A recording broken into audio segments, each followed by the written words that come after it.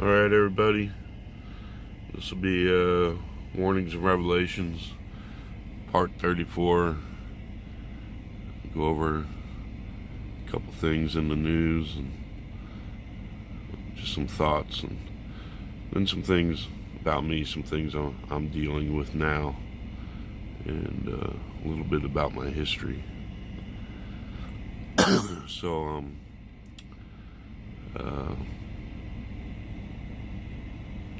right now, they said today that they're going to send 1,500 more troops or move some troops around over there in the Middle East as a precaution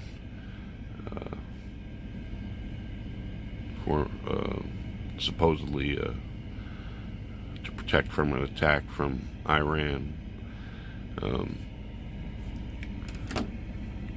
The story about the sabotage on those boats and stuff and everything, it stinks a lot to me, like George Bush's WMDs.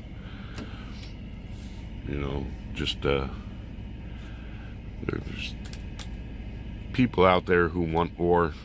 They want it all the time. They're invested in it. They make money off of the defense corporations and stuff. And if there's a war between Iran and Saudi Arabia, that'll be like a Shia-Sunni civil war. The price of oil and everything will go sky high, so I'm sure all of our politicians are already invested in the commodities, that market, in advance, so they can make some money. And all the warmongers are invested in that and the defense corporation stuff and everything. But anyway, going to it, there's 2 points, 2 reference points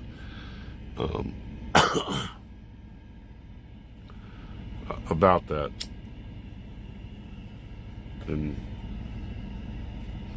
why Iran is on the hit list. If you go back, well, you have to look up. A lot of you probably don't know who he is. General Wesley Clark, who was like the top general in command of all the Allied forces in Europe under NATO for a long time. And when Bush did his stuff and everything, Wesley Clark came out and said that he had found out about, they had plans to invade and topple X amount of countries in a certain amount of time. And he lists all the countries. And they are every country that we have gotten involved with.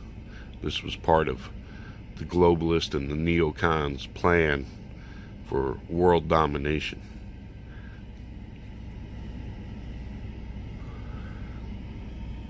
To take everybody out that they could, that might ever possibly be a threat, or had anything to do with the oil and stuff. Mostly be a threat to Israel and the oil supply. Conveniently, all these countries also were not part of the International Monetary Fund and the World Bank system. They had their own closed currency systems, and therefore they were on the hit list for that too. And those countries were Afghanistan, Syria, Libya, Iraq, Iran. Was there a couple more, I think. But anyway, the last one, the linchpin in it all, was Iran. It's like the crown jewel to be able to control the whole area. And if you watch the movie W about George Bush, there's a part where was it Richard Dreyfuss? Did he play Cheney? Gets up and goes to a map on the wall, and he shows where they have bases all around the world. And then there's this like void there around Iran. You know, how they pretty much have a circle around Iran, but he goes through it about how if they take out these ones over here and this one over here and everything, and then they can move on Iran. So, you know, there's a lot of people who look into that Illuminati stuff and everything like that. I've never gotten real deep into it, but they always say that they broadcast their plans, not really absolutely straightforward, but in movies and stuff and everything like that, so that they can say, hey, the information was out there and nobody objected or tried to stop us. And that's kind of like, I go back to that thing with the Knesset members and leaders of Israel who've done interviews on Charlie Rose and other American TV programs going back years and years and years, saying how Israel will exist even if it means the destruction of the United States. Now, is that them putting it out there that, like, hey, we're gonna destroy your country because you're in our way? Is that them saying that? You know, you go back and you look at all the programs before 9/11 happened, The Simpsons and all these other things where there was all these things. You know, if they're coincidences, that's pretty way out there if they weren't done on purpose for a lot of these things to have happened. To where, you know, those people who follow the Illuminati and those types of things say, hey, they always put these clues out there and stuff way beforehand. And I'm guessing the purpose is so they can have some argument for their defense, like saying, hey, nobody objected. It's kind of like a thing in the arguments in the Talmud, which is, it's not the Torah, and not all Jews follow the Talmud. A lot of them condemn it. The Orthodox do, but there's a lot of them who follow it who are supposed to be in the Illuminati, and there are lots of people like in our government and in Wall Street and in Hollywood and stuff like that. And they also, you know, they're into that Kabbalism, witchcraft stuff and everything. You know, that they started learning way back into the days of Babylon, and that's when the Talmud was started by rabbis way back then, who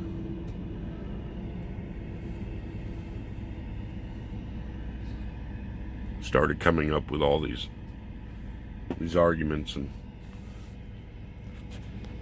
debates about the laws that they were supposed to follow. You know, and I was reading part of it. One of them was like that, you know, if a Jew steals or kills or a non-Jew or something like this, that they shouldn't be prosecuted, but if he steals or kills another Jew, that they should prosecute him.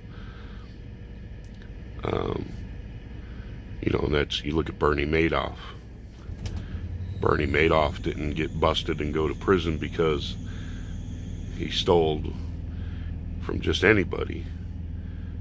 He stole from other Jews. So that's why they went after him.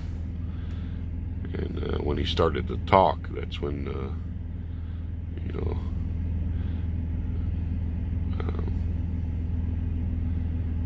they whacked his kid, or were gonna whack his kid or something. But anyhow, so,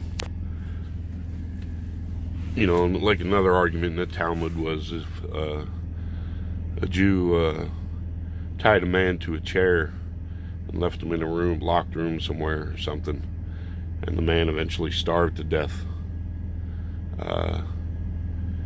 he could claim he didn't murder anybody and he's not responsible for the death, that all he did was tie the man up.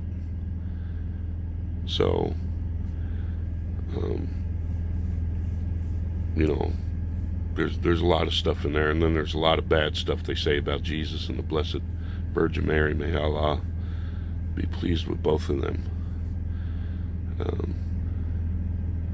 But your evangelical preachers will never tell you what they say about Jesus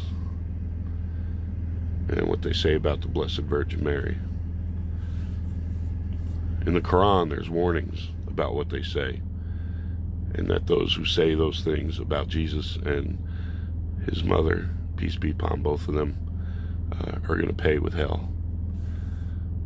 So, but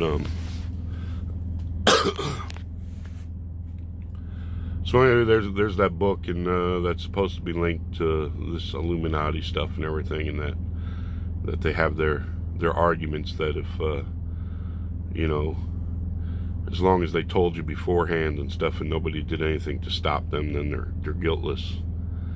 You know, but how they put it out there and everything, they're not going to come out point blank and say, we're going to do this to you.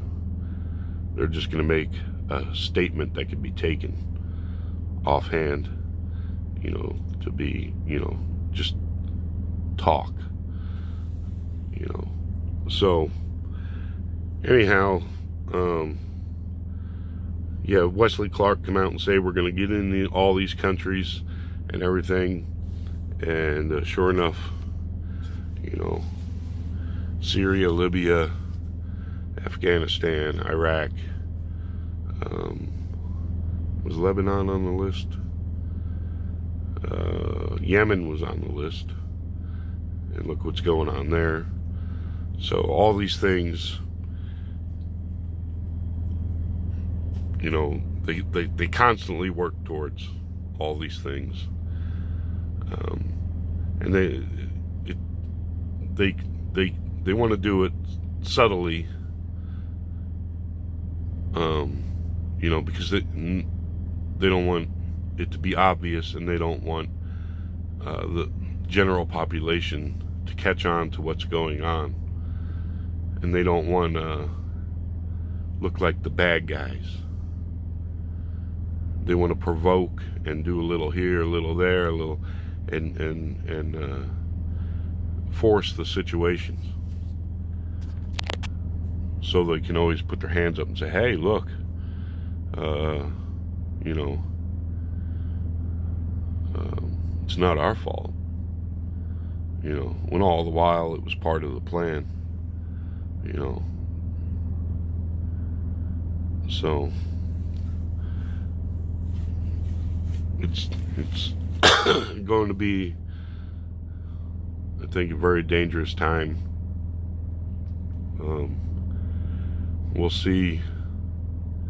You know, this could be why Trump's catching so much flack, is because he's not going along with the plan like they want. You know, he said that he's not gonna get in all these wars and stuff, and it was stupid for us to do, and all this stuff and everything. And if that's if he's really bucking the system and going against all their plans, then you know, could be why he's facing all this garbage. And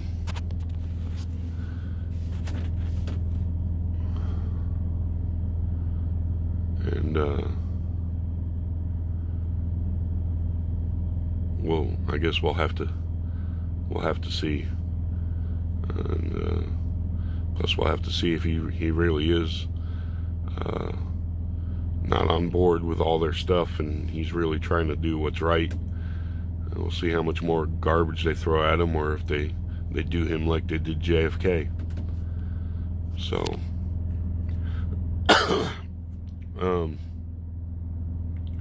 so I wanted to touch on that. So, you know, that's in the news and stuff, and a lot of people might not be aware of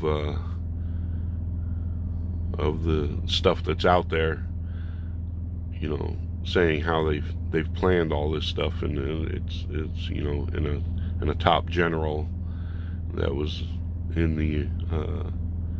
the loop there, commander of all Allied forces, has put it out there that this was their intentions, this was their plans. And that could be part of their disclaimer too. Hey, look, the general was out there and told y'all what we were going to do. Nobody objected. Can't hold us guilty. You're the people, you have the power, you could have stopped us. And that's why everything else, I tell you, there's such a dog and pony show, and they do stuff with one hand. Hey, well, look over here, while they're doing something else on the other side, on the other hand. And how all the news shows and everything, like, you might as well be watching a movie. It's all scripted. What's really going on in the world is never going to be presented to you truthfully. The only place you're going to find truth is with your Creator. Allah Akbar. So I wanted to touch on that, maybe make some people aware that, hey, this goes back years and years. It's been on their drawing board. So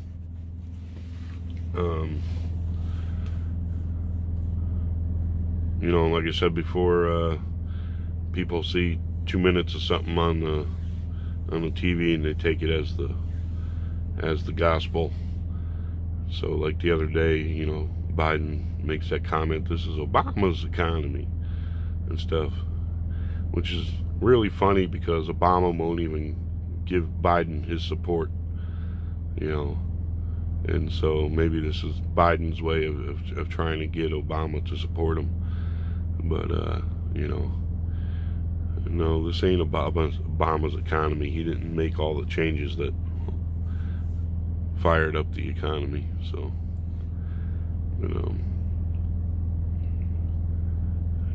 still have heard it from people already. This Obama's economy, because they heard Biden say it. They don't care if it's true or not. It sounds good.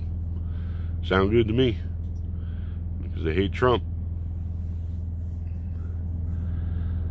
So it could be part of the reason the Democrats are going after Trump so much is because he's not on board with the game plan. Look here, he won the election. Like it or not, he won, fair and square. 2 years and however many millions of dollars and witnesses and investigations and all this and everything, and they didn't find anything on him that he did anything wrong during the election, that he had anything to do with Russians or anything like that. It should be case closed. Let's get on with the business of the day. But the Democrats won't let it go. Now they want to do a whole bunch of other stuff. They want to see his taxes. They want to see this and that. Why? Why all this crap? Why can't they get on with the business of the day? He's the elected president, elected by the people of this country. Get to work. Start fixing some of the problems in this country for real, instead of the dog and pony show and a bunch of people flapping their guns and spewing out hot air and never have any intentions to follow anything up and make sure what needs to be changed or fixed gets changed or fixed. They spend so much time, and the whole thing is if it's not just because he's not on board and all this and everything with the globalist ideas and stuff, if it's just about politics and stuff, they don't want him to succeed at all in anything or get credit for anything, because it means they'll lose the next election. And that's ridiculous that, it's like they start campaigning the minute the election's over to discredit the other side.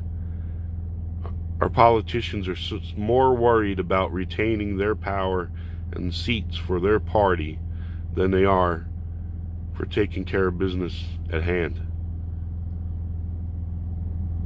You know, I don't know if we have to, you know, up, you know, maybe have term limits, but also, you know, instead of 4 years, do we have to make the election for president every 5 years or 6 years?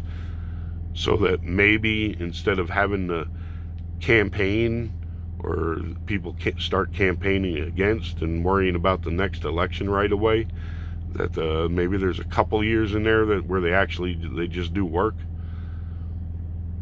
You know, and the same thing with Congress and stuff. You know, or do we just need to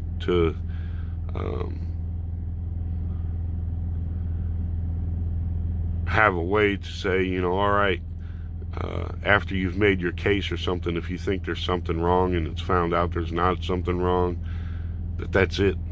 You have to get back to the business of the day, or your Congress seat is going to be taken away from you. If all you're doing is stonewalling and campaigning for the next election and not doing your job and not respecting the elected president, you're done. You're going to lose your seat in Congress. Do we need to do something like that? I don't know. Something needs to be done, because it's all they're worried about is winning the next election. You know, if they were smart, if they wanted to win elections, they would do things to make life easier for the people of this country and quit robbing us and quit coming at us with all these plans and stuff for, you know, socialism and all this other crap, and forcing crap like homosexuality and abortion and all this other stuff on the, you know. What about making life fair and easy for family people? Huh? What about that? How about worrying about the guy that knocks out 12, 14, 15, 16-hour days to try and take care of his family? What about that guy? Doesn't he deserve your attention? Do the homosexuals and the abortionists and all that shit, do they have to get your attention all the time? When they're, what, 2-3% of the population maybe? They're what's on the forefront of your mind? Or the illegals, foreign nationals, they're what's on the forefront of your mind, and not the people of this country? You took an oath to the Constitution and to the people of this country. This country. Not Mexican nationals, not Guatemalans, not Hondurans, not whoever. Your duty is to serve this population and uphold the Constitution. Not to start saying, oh, them founding fathers were just a bunch of dumb cracker slave owners, didn't know what they're doing, and everything they set up is wrong, and everything like that. And to try and change the fabric of our society. I'm not saying there aren't things wrong, that there hasn't been wrongs done and injustice or anything. But the framework is solid. We're a constitutional republic. It was set up to keep the abuse of power and tyrants and totalitarianism from taking root in this country. But the Democrats want socialism. They want totalitarianism. They want to control every aspect of your life.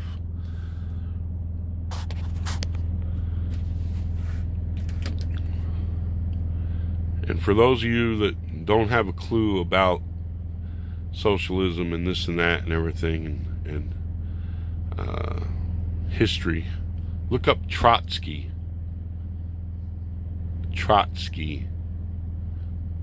And the Tsars of Russia. White Christian Russia, as a matter of fact.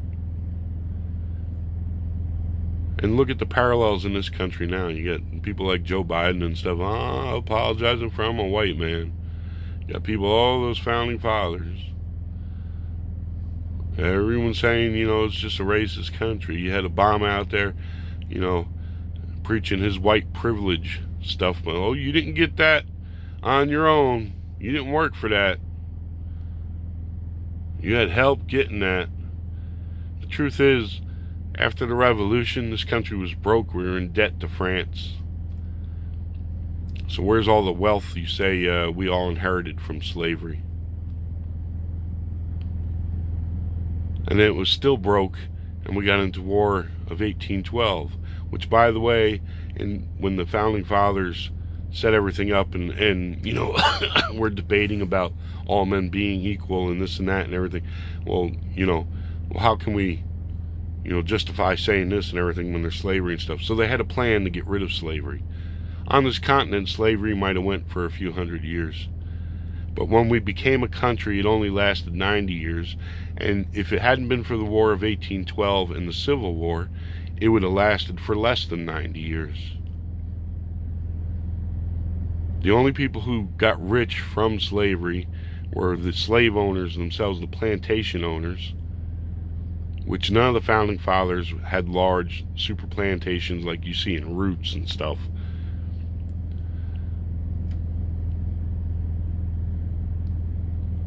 They had house servants mostly. But anyway, the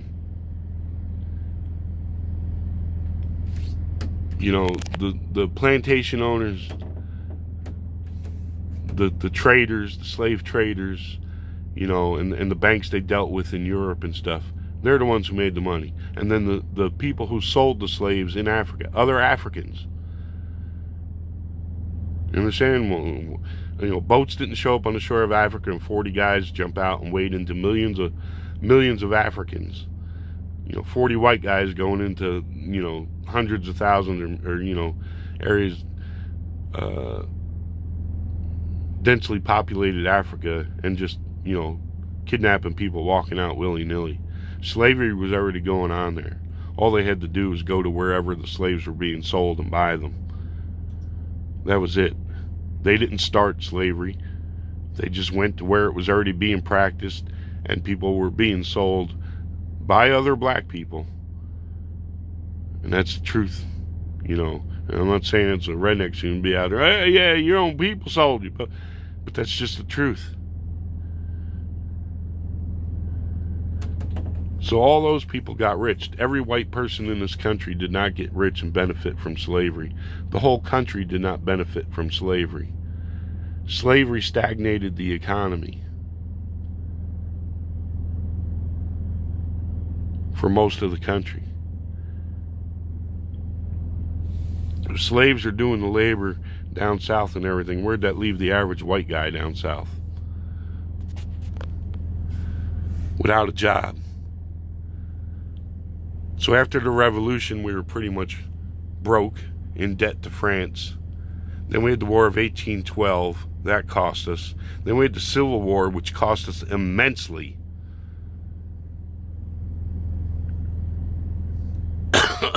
And any wealth that was held in the South, most of it was destroyed. I'm sure a lot of those people went and, got away and took their wealth with them. But up in North, all those Union soldiers, who lost legs and arms and all that and everything, they ended up losing more than just that. They ended up losing, if they had land or anything, couldn't farm no more. And there wasn't benefits like you got now.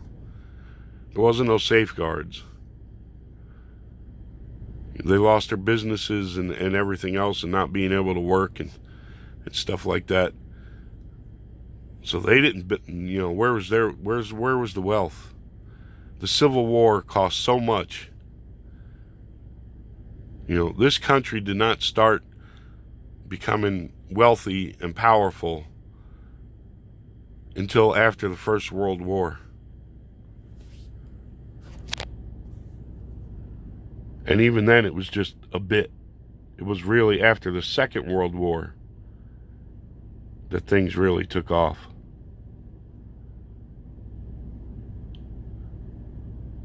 We were the only major industrialized society that wasn't pummeled by the World War II. All the other industrial powerhouses were destroyed. Britain and Europe were destroyed. Japan was destroyed, which left us to reap the rewards of being a manufacturing superpower, being able to dictate world currency markets and everything else. That's when this country really started taking off, not during the days of slavery. So you need to get your history right and all that white privilege stuff. You know who says that there's white privilege? Rich white kids whose fathers or grandfathers busted their asses their whole lives to build up something. And so that kid now hasn't had to struggle and has had everything handed to him. So they'll tell you, yeah, there's white privilege. I've never had to do anything for anything. Every door has always been open to me. Those are the ones who say there's white privilege. I never had no white privilege. I started working when I was 14 years old. Where was my white privilege, Mr. Obama, when I was up to my elbows in slop washing dishes in restaurants at the age of 14? And then later on, where's my white privilege when I was out digging ditches in the sun in Arizona? The only job I could find, working as a laborer in a construction site. Where was my white privilege then?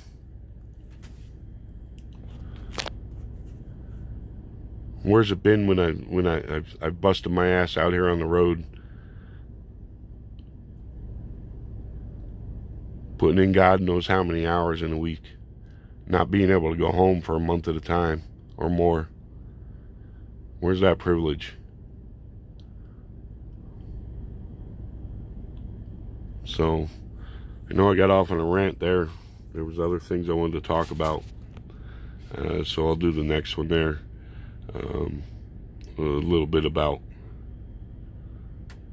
myself and some of the things I'm dealing with now and have dealt with for the past 12 years. And but I wanted to touch on that, the stuff with Iran, and a little bit about Illuminati and the Talmud, and what's going on with Trump. Should he be worried? Are they out to get him because he won't go along with their world plans? I don't know. If I was him, I'd be a little concerned about that. But there's one good thing about him being from New York and everything like that. It's going to be hard to con job him. He's good at smelling a rat. So I don't think if he's not a sellout and he's not on it with them, if he's really on the up and up, that they're going to be able to push him to do something he knows is a bunch of bullshit. So I guess all you can do is pray that he'll make the right decisions. So that'll do it for this one. Remember, no greater thing you can say than Allah Akbar. And there is no God but Allah, and Muhammad is his prophet. May peace be upon him and his family and his followers. And may peace be upon Jesus and his blessed mother, Mary. May Allah be well pleased with both of them. You all be safe out there this holiday weekend. Take it easy and stay alert while you're driving. Okay. See you on the next one.